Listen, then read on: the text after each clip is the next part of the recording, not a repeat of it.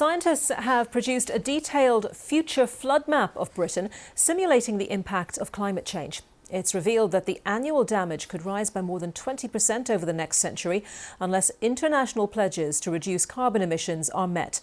Here's our science and environment correspondent, Victoria Gill. As water trickles through this woodland in Calderdale, a team of local volunteers are getting to work. What we're trying to do is just divert this into the woodland. Katie's nearby home has been flooded in the past because in this steep-sided valley, heavy rain can swell the river very quickly. How bad does flooding get in this area?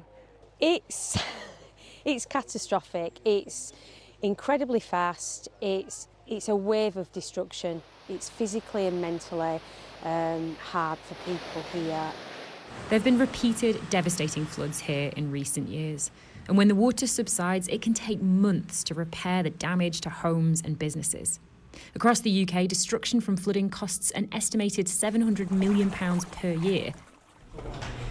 Here at the Fathom labs in Bristol, they're simulating all of the causes of flooding, creating maps that will help people to plan and prepare.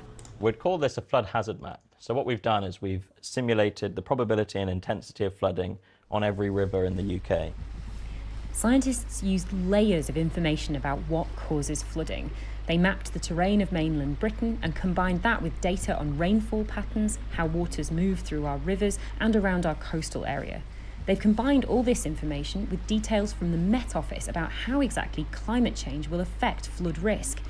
Even if we can keep global temperatures to a 1.8 degree increase, there are areas where flood risk will increase significantly, including the southeast and northwest of England and South Wales. But there will be little change across northeast and central England, as well as eastern and northern Scotland. There are many places where risk is growing, and being able to understand the communities and the regions where this is likely to happen allows us to make sensible investment decisions about making interventions such as engineering structures or natural flood management, or indeed moving people out of harm's way. A warmer climate means more extremes, including more heavy rainfall.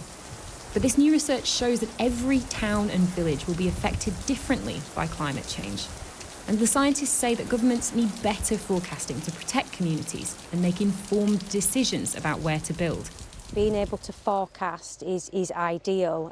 Any early warnings that we can have here, I would say, are so important, just because of the speed of things here. The best helper ever. It's information that will be crucial for Katie and Calder Valley's next generation. Victoria Gill, BBC News in Calderdale.